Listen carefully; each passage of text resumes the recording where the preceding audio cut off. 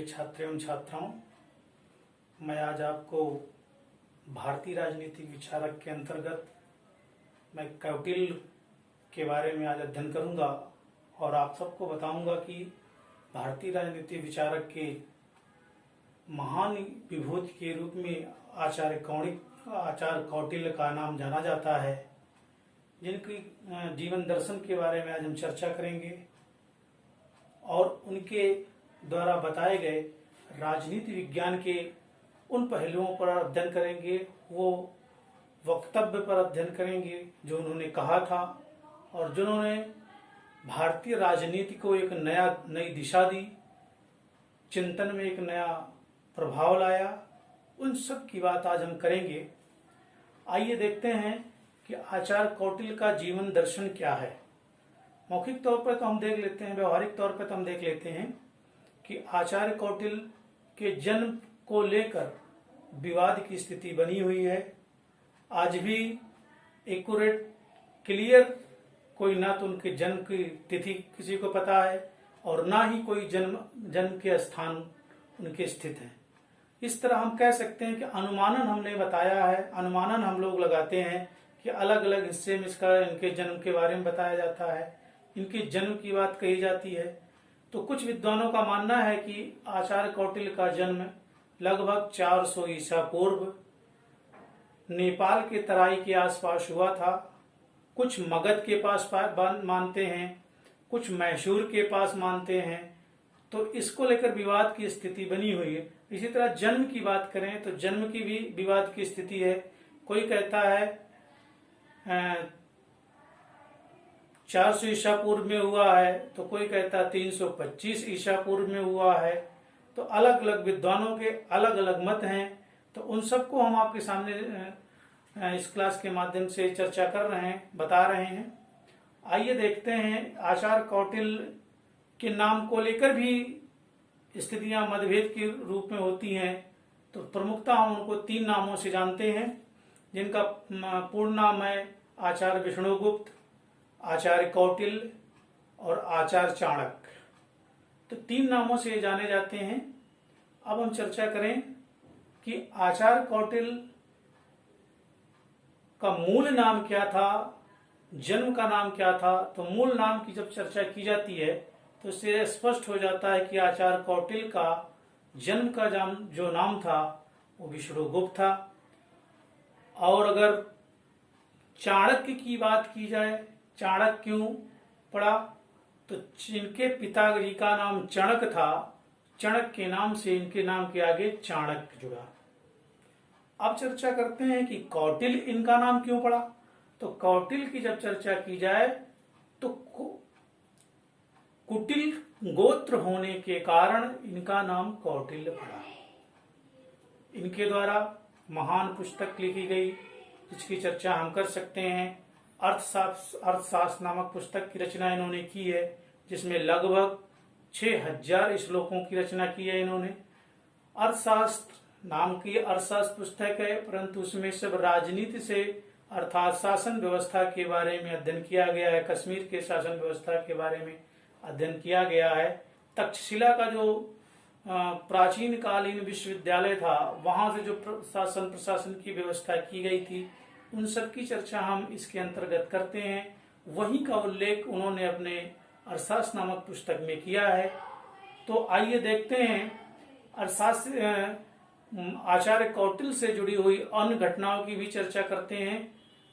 फिर हम जानेंगे कि आचार्य कौटिल्य का व्यक्तित्व कितना महान था, कितने वो उपयोगी सिद्ध हो रहा है आज के जीवन में। उन सब की चर्चाएं अगले क्रम में हम करते हैं।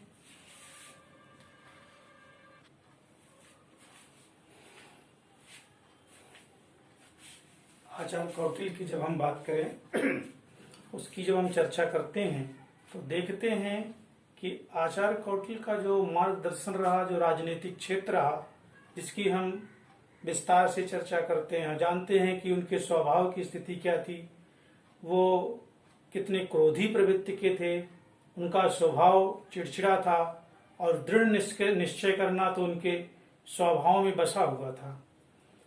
एक कथा के रूप में कहा जाता है कि आचार्य कौटिल्य इतने क्रोधी प्रवृत्ति के थे कि वो जो ठान लेते थे उसको कर गुजरते थे। इतिहास में इसकी चर्चा होती है कि आचार्य कौटिल्य चंद्रगुप्त मौर्य के शिक्षक के रूप में रहे, उनके महामंत्री के रूप में भी उन्होंने कार्य किया है। इनसे जुड़ी हुई जो एक कथा है जिसकी चर्चा हम इस क्लास के माध्यम से करते हैं और देखते हैं कि आचार्य कौटिल्य कितने क्रोधी प्रवृत्ति के थे और उन्होंने कौन कौन से विधि को अपनाया था। उस समय वहां के राजा महापद्मानंद थे, नंद वंश के शासक महापद्मानंद थे और वहीं का मंत्री सक्टार था। मंत्री और महाराजा में आपसी मतभेद थे। तो एक समय की बात है, श्राद्ध का निमंत्रण देने के लिए घनानंद ने आदेश दिया कि समस्त ब्राह्मणों को इस श्राद्ध के अवसर पर भोजन कराया जाए। तो मंत्री ने उस श्राद्ध के निमंत्रण में कौटिल्य को भी आमंत्रित किया, जबकि मंत्री सक्टार को पूर्णतः ज्ञात था, पहले से ज्ञात था कि महाराजा घनानंद कुरूप व्यक्ति से बहुत चिढ़ते हैं। उन्होंने जानबूझकर कौटिल्य को इस श्राद्ध के निमंत्रण में आमंत्रण दिया और सबसे पहले जो प्राथमिक दर्जे की जो सीट होती है उस पर कौटिल्य को उन्होंने आसन ग्रहण करवाया। जब राजा दरबार में आते हैं तो देखते हैं कि कौटिल्य क्रूप प्रवृत्ति के थे, क्रूप सुंदर नहीं थे। तो उनको देखकर महाराजा ने प्रश्न कर बैठे कि मंत्री एक किस चांडाल को हमारी सभा में निमंत्रण दे रखा है, ये तो शकल से ब्राह्मण नहीं चांडाल लगता है। इतना सुनकर कौटिल्य क्रोधित हो गए और उन्होंने वहीं से अपनी जटा अर्थात जो केस जो है खोल दिया और प्रतिज्ञा की कि जब तक मैं इस नंद वंश का नाश नहीं कर दूंगा तब तक मैं इस केस को नहीं बांधूंगा। तो बच्चों, इससे साफ जाहिर होता है कि आचार्य कौटिल्य कितने दृढ़ निश्चयी थे, जो वो सोच लेते थे वो कर जाते थे। अंततः उन्होंने चंद्रगुप्त के शिक्षक के रूप में कार्य किया, उनका अध्ययन अध्यापन कराया। उसके बाद घनानंद की कुर्सी को चंद्रगुप्त के हाथों में दिलाकर चंद्रगुप्त के मंत्री के रूप में कार्य किया। तो सारांश है, एक उनसे जुड़ी एक घटना है, एक कथा है, इसके बारे में हम अध्ययन करते हैं, जानते हैं, समझते हैं। तो इस तरह से हम कह सकते हैं कि आचार्य कौटिल्य बड़े दृढ़ निश्चयी, बड़े कुटिल पवित्र के थे। उनका जो व्यक्तित्व है बहुत ही महानतम था। अगर हम कहें, उनकी एक बात और खास आती है कि देखा जाता है कि भारतीय समाज में जो वर्ण व्यवस्था थी वो वर्ण व्यवस्था के बहुत ही प्रबल समर्थक थे। उनका मानना था कि वर्ण व्यवस्था अगर सही तरीके से कार्य करेगी तो समाज को सही तरीके से मार्गदर्शन दिया जा सकता है। इस आधार पर वो कह सकते हैं कि आचार्य कौटिल्य कुटिल प्रवृत्ति के होते हुए भी उन्होंने वर्ण व्यवस्था का पूरा समर्थन किया है, उसका समर्थन किया और उसी आधार पर समाज की स्थापना करने की बात कही है। आइए देखते हैं उनके जीवन दर्शन से जुड़ी हुई कुछ घटनाएं, कुछ बिंदु हैं जिन पर हम चर्चा कर लेते हैं और आगे प्रकाश डालते हैं। अगर हम जिक्र करें यहाँ पर तो साफ साफ लिखा है कि आचार्य कौटिल्य का कौटिल नाम कोटल गोत्र होने के कारण पड़ा है, जिसका मैंने आपने व्यवहारिक रूप में आपसे चर्चा की है कि कोटल गोत्र होने के कारण उनका नाम कौटिल्य पड़ा है। दूसरी चीज मैंने अभी आपसे चर्चा की, भारतीय समाज में प्रचलित वर्ण व्यवस्था तत्कालीन, उस समय जो भारतीय समाज में प्रचलित वर्ण व्यवस्था थी उसके वो पक्के समर्थक थे, अर्थात उनका पूरा मन था उसको समर्थन करने में, अपनी पूरा समर्थन देते थे। अगले रूप में देखें तो वो एक कुशल शिक्षक के रूप में भी कार्य किया है। वो एक कुशल शिक्षक भी थे। उन्होंने चंद्रगुप्त मौर्य के शिक्षक के रूप में कार्य किया। चंद्रगुप्त मौर्य को के शासन काल में वो महामंत्री के पद पर भी रहे, उनके मार्गदर्शन करते रहे, उनके द्वारा मौर्य साम्राज्य को विस्तार किया उन्होंने। अब आगे चर्चा करें तो लिख सकते हैं कि वो चंद्रगुप्त के शिक्षक होने के साथ साथ उनके शिक्षक भी थे और साथ साथ उनके मंत्री भी रहे। अगर हम प्राचीन राजनीति की बात करें, पाश्चात्य राजनीति जगत की बात करें, तो देखते हैं कि अरस्तु का जब नाम आता है तो अरस्तु सिकंदर के गुरु भी थे और उनके सहयोगी कर्ता भी के रूप में जाना जाता है। तो इस आधार पर कह सकते हैं राजनीति विज्ञान के अंतर्गत इन सब का अध्ययन किया जा सकता है, इनकी चर्चा की जा सकती है। आइए देखते हैं अगले बिंदु में कि कौटिल्य की चर्चा की गई है और इसमें बताया गया है कि वो क्रोधी स्वभाव के व्यक्ति थे, अर्थात तो क्रोधी प्रवृत्ति के व्यक्ति थे, जिनसे जुड़ी हुई मैंने आपके सामने एक घटनाएं पेश की, एक कथा पेश की। इससे आपको जाहिर हो गया होगा कि वो कितने दृढ़ निश्चयी और कितने क्रोधी प्रवृत्ति के थे। निपुणता की बात करें तो निपुणता के मामले में सर्वश्रेष्ठ थे, उनका कोई मुकाबला नहीं कर सकता था। आगे दृढ़ निश्चय की बात की तो मैंने कह दिया कि उस कथा के माध्यम से बताया गया कि दृढ़ निश्चय में उन्होंने ठान लिया था कि मैं जब तक नंदवंश का नाश नहीं कर दूंगा तब तक अपनी केस को नहीं बांधूंगा। तो इस आधार से कह सकते हैं, बिंदु के माध्यम से हम कह सकते हैं कि कौटिल्य कितने क्रोधी और दृढ़ निश्चयी व्यक्ति थे, जिन्होंने एक बार ठान लिया वो कर बैठते थे। आइए अगले बिंदु पर चर्चा करते हैं और देखते हैं कि आचार्य चाणक्य कितने होनहार और कितने कुशल व्यक्ति के रूप में जाने जाते हैं, कितने कुशल शिक्षक के रूप में जाने जाते हैं।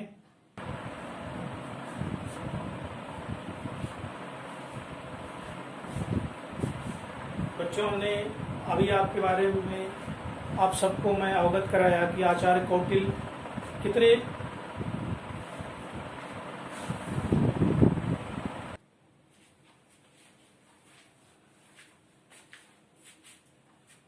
बच्चों, मैं आज की क्लास में अभी आपको मैंने बताया कि आचार्य कौटिल्य कितने महान दार्शनिक के रूप में इनकी चर्चा की जाती है, इनका उल्लेख किया जाता है।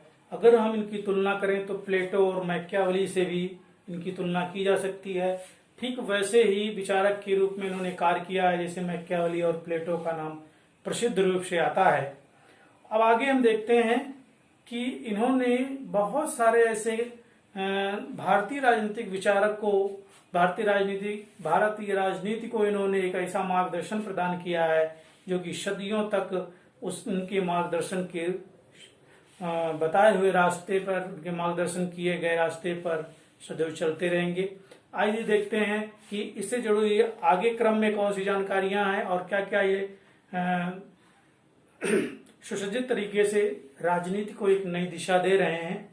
अगर हम इनके बारे में चर्चा करें तो इन्होंने एक पुस्तक लिखी थी, अर्थशास्त्र नामक पुस्तक लिखी थी, जिसका उल्लेख कश्मीर के क्षेत्र को किया गया था, वहां की शासन व्यवस्था को की गई थी। उस पर इन्होंने विस्तार से अध्ययन किया था, विस्तार से लिखा था कि वहां की शासन व्यवस्था क्या होगी, वहां का जो न्याय व्यवस्था क्या होगी, वहां की राज्य व्यवस्था क्या होगी, वहां का आर्थिक स्थिति क्या होगी, वहां की भौगोलिक स्थिति क्या होगी, उन सब की चर्चा इस अर्थशास्त्र नामक पुस्तक के अंतर्गत इन्होंने किया है।